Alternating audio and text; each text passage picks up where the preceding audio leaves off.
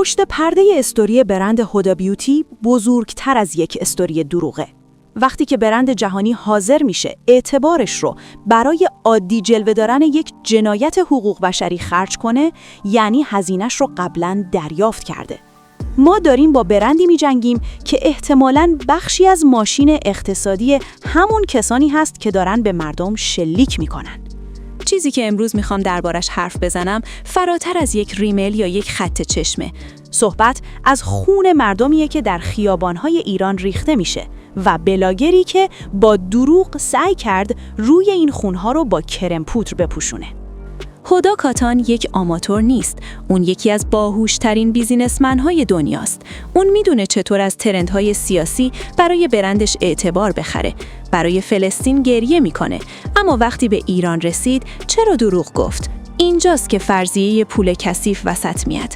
وقتی تو در اوج جنایت میگی همه چیز عادیه، تو دیگه یک بلاگر نیستی، تو یک خونشور هستی. تو داری جنایت رو عادی سازی میکنی. مخاطب جهانی که هودا رو دنبال میکنه با خودش میگه وقتی هودا استوری دیگه ای از ایران گذاشته و میگه خبری نیست، پس لابد ایرانی ها دارن اغراق میکنن. این یعنی خنجر از پشت به مردمی که دارن جون میدن. قبل از اینکه وارد پشت پرده برند خونشوی هودا بیوتی بشیم، خواهش میکنیم برای مقابله با سایبری ها با یک لایک و کامنت از ما و تیممون حمایت کنید. قدردان تانکس ها و حمایت های مالی دوستان خارج از کشورمون هم هستیم که کمک میکنن تیم ما بتونه با قدرت بیشتری این محتواها رو تولید کنه. هودا کاتان بارها برای فلسطین پست گذاشته، گریه کرده و حتی برندش رو به خطر انداخته. اما چی شد که وقتی نوبت به ایران رسید ورق برگشت؟ سوال اینجاست، چطور ممکنه تصاویری از جنایت جمهوری اسلامی رو ندیده باشد؟ چطور ممکنه حضور میلیون‌ها ایرانی شریف و شجاع ایرانی که به مسالمت پذیرترین حالت ممکن در خیابان‌های ایران حضور داشتن رو نبیند؟ چطور ممکنه فریاد آزادی مردم شریف و شجاع ایران رو نشنویده باشد؟ دو فرضیه اینجا مطرح می شود. اولی اینه که پولی از جمهوری اسلامی دریافت کرده. پول کلانی از طرف لابی‌های وابسته به جمهوری اسلامی تا چهره ایران رو در جهان عادی نشون بدن. فرضیه دوم که ترسناکتره، آیا برند هودا بیوتی خودش یکی از ابزارهای دور زدن تحریم هاست؟ آیا سرمایه اولیه این برند از پولهای کثیف جمهوری اسلامی تامین شده؟ وقتی هودا بعد از واکنش‌های کاربران استوری میذاره و میگه ببخشید من نمیدونستم، مگه میشه ندونسته باشد؟ او قطعاً یک تیم رسانه‌ای دارد و کاملاً از جنایت حقوق بشری در ایران اطلاع دارد. یک سوال بزرگ پیش میاد. حالا که فهمیدی چرا جبران نمی‌کنی؟ چرا حقیقت رو با همون صدای بلند 57 میلیونی فریاد نمیزنی؟ سکوت بعد از عذرخواهی یعنی اون دروغ اولی کاملاً عمدی بوده. برای اینکه واقعیت رو بهتر درک کنید، برادر هودا نیز با استوری نشون داد که اونها کاملاً آگاهانه و عمدی دست به انتشار چنین استوری زدن. برادر هودا نوشت: دیدگاه‌های مهم از داخل ایران. من واقعاً متاسفم و نمیتونم بعضی از ایرانیانی رو که از نتانیاهو حمایت میکنند و پرچم اسرائیل را حمل میکنند درک کنم. من اهل ایران هستم، مخالف رژیم ایران، مخالف ترامپ و همچنین مخالف نتانیاهو که یک است. پهلوی که مورد حمایت اسرائیل است، رهبر من نیست. رهبران واقعی در داخل ایران هستند. اکثریت مردم داخل ایران از پهلوی حمایت نمی کنند. ما یک پادشاه جدید نمی خواهیم. مردم به دنبال دموکراسی هستند. متاسفانه صدای ایرانیان خارج از کشور به دلیل قطع اینترنت در ایران بلندتر شنیده می شود. آنها پرچم اسرائیل را حمل می کنند، در حالی که مردم داخل ایران آنچه اسرائیل با کشور ما کرده را فراموش نکردند و ما از اسرائیل حمایت نمی کنیم. در علم تبلیغات وقتی یک برند بزرگ اشتباه میکنه تمام توجه ها به اون جلب میشه. این بهترین زمان برای ماست. چرا؟ چون وقتی بیوتی بلاگرهای ما محصولاتش رو میریزن توی توالت، مخاطب انگلیسی زبان شوکه میشه. اون میپرسه Why are they destroying Huda's products؟ این کلمه why یعنی چرا کلید ورود ما به افکار عمومی جهان است. ما با سوار شدن بر موج تنفر از دروغ‌های هدی، صدای حقوق بشر در ایران رو به بیلبوردهای دنیا میرسونیم. سوال اساسی و مهم اینه که ما چطور میتونیم از این فرصت استفاده کنیم و صدای مردم شریف و شجاع ایران باشیم؟ جواب ساده است. هدی بیوتی میلیون‌ها دلار صرف برندسازی کرده و در صنعت آرایشی میلیون‌ها نفر در دنیا این برند رو میشناسن. وقتی که برندی با چنین اعتباری با هزاران یا میلیون‌ها بازخورد منفی روبرو می‌شود، این خبر مثل یک بمب در دنیا به خصوص در صنعت بیوتی منفجر می‌شود و مخاطب با شنیدن این خبر به دنبال چرایی آن می‌روند که چه اتفاقی افتاده و این دقیقاً همون چیزی است که مردم شریف و شجاع ایران نیاز دارند. حالا فرصتی پیش می آید که هم میهنان خارج از ایران جنایات حقوق بشری جمهوری اسلامی رو بار دیگر به گوش جهان برسانند. این دقیقاً یک پیام واضح به دنیاست. زیبایی بدون شرافت کثافته.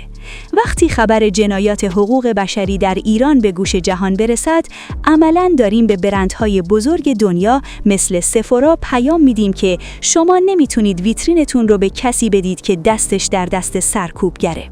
در ادامه برخی از ویدیوهای کمپین تحریم این برند را توسط مردم میبینیم.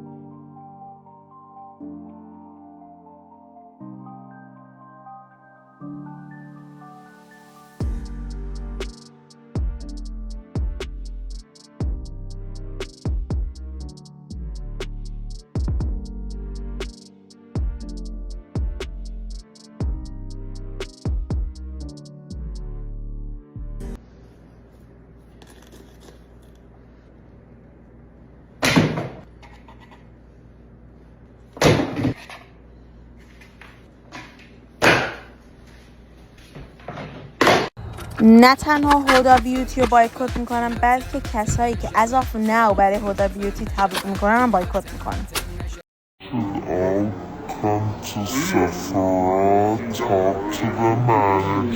دادم کلی پولامو سیو کرده بودم با کلی ذوق و شوق که این پلت هدی بیوتی رو داشته باشم. این سرنوشت برندی که پولش تو خون بچهای ما باشه این میشه. باید هممون بایکوتش کنیم و اینطوری با برندش برخورد بکنیم. هر چی ذره ای از این محصولات این برند رو دارید بریزید دور. Hey Huda, your product smells like blood.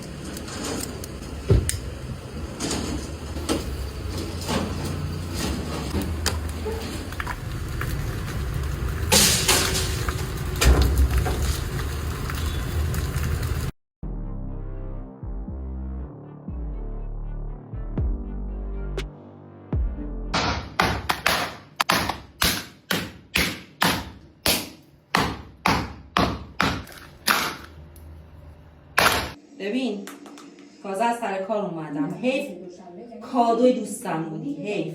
نگاه. حیف. از این به بعد وسایلاتو همه رو بفروش واسه خامنه‌ای و داد و دستش.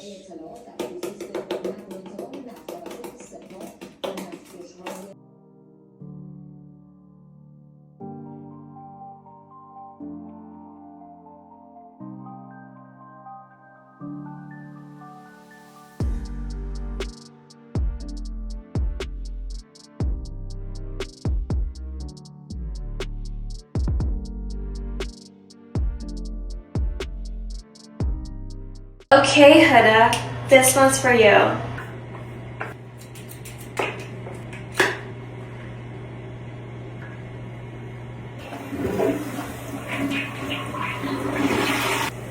Hello, Miss Huda Beauty. How are you, girl? I want to ask you a question. I know, girl, I know you're busy with your fake fancy events in Dubai, but why are you being silent about what is happening in your world? Why are you being silent about what is happening in your world? You work with all Iranian influencers, not part of them. All mega influencers, all Iranian women. You have a huge community of Iranian people who build God's Islamic regime and that's really disgusting. And the reason that I'm not addressing Jeffree Star or Nikki tutorials is because of this. Because a couple months ago, you did a fundraising for Palestinian people. You raised $100,000 for Palestinian people. Great job. You make good money and you do the fundraising. I adore you for that. But why are you being silent right now? I don't want to get you wrong. I don't expect you to do the same thing for Iranian people because we have so many rich Iranians out of the country that they can fund more than that. But this is an act of human rights activism, and a person like this is being silent. Personally, I stopped buying your products the first couple of times that you called Persian Gulf, Arab Gulf, and then even دیگه لازمش ندارم. از اونجایی که هودا بیوتی اومده و مردم ایران حمایت نکرده، چشمش رو روی خونه‌های ریخته شده مردم ایران بسته، من هم ازش خرید نمی‌کنم و خدا رو شکر فقط یک دونه ازش سایه دارم که دیگه لازمش ندارم. از این برم فقط همین یه دونه سایه رو دارم. این اکسپایر نشده. این فقط بوی خون میده. این دیگه یه کثافتیه که باید مثل بقیه کثافتا پدر سگ باز شو بره به زغالدانی تاریخ و تمام. حالم ازش به هم میخوره.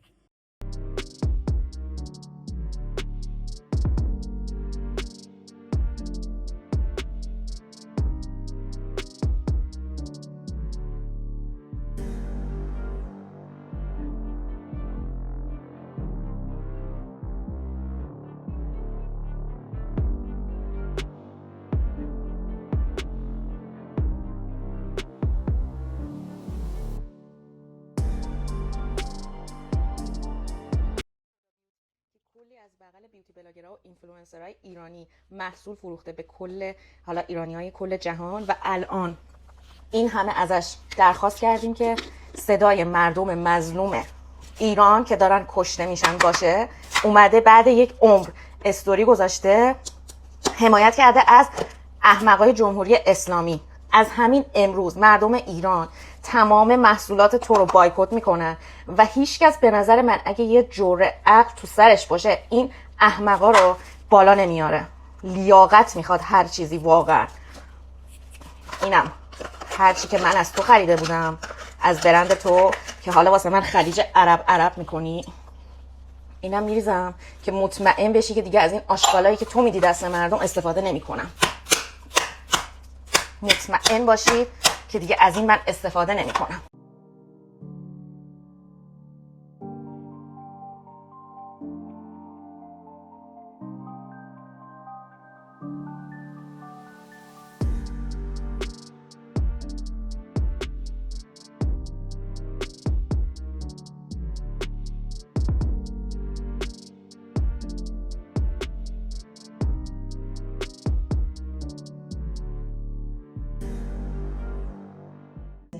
Hey Huda, you are going to where you belong to.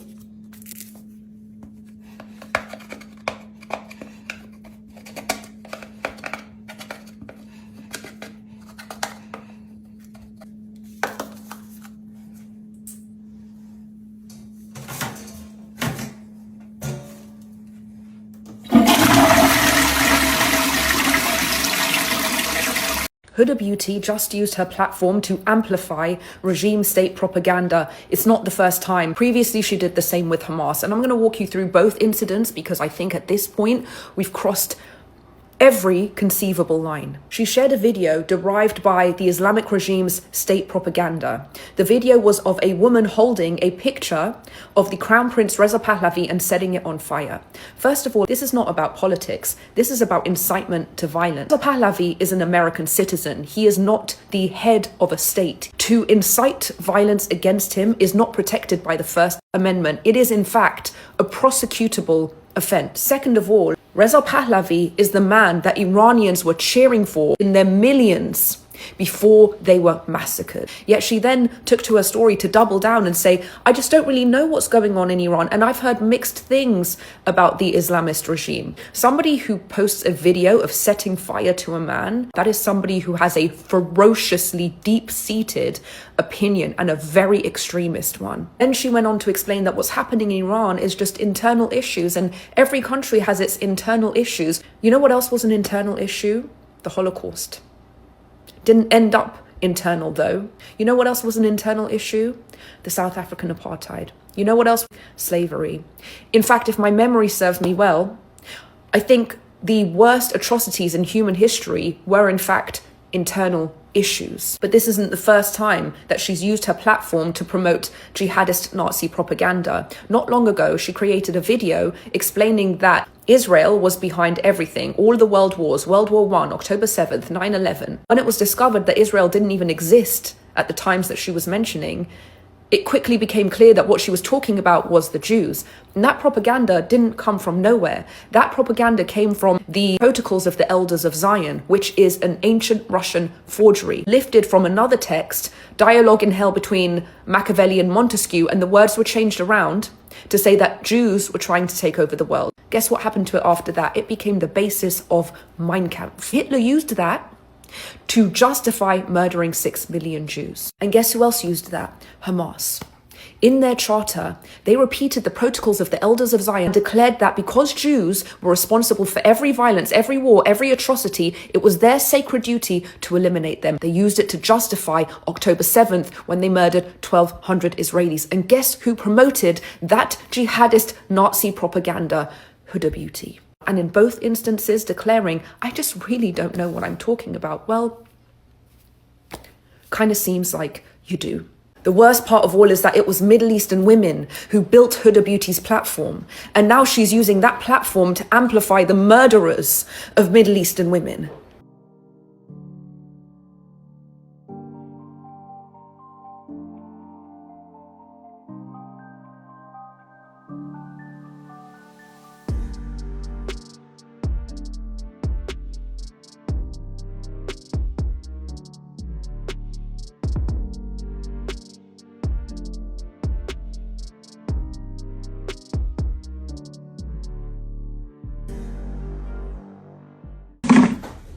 من این همه سال تو این کارم و میدونم که مارکت ایرانی، مارکت بیوتی ایرانی یکی از بزرگترین مارکت است. بچه های آرایشگر، میکاپ آرتیست، خودتون دست کم نگیرین. تمام این برندها، تمام این کارخونه ها واقعا به شما احتیاج دارن و یکی که بیاد در رابطه با هموطنای من همچین حرفایی بزنه باید کنسل بشه. و این خانوم اومده حمایت کرده از کسایی که بچه های ما رو کشتن و منی که این همه سال از اون اولی که شروع کرده و من محصولاتش رو گرفتم، همونجور که میبینین اینا همه میره توی سطح آشغال و باید بدونه که با مردم بود.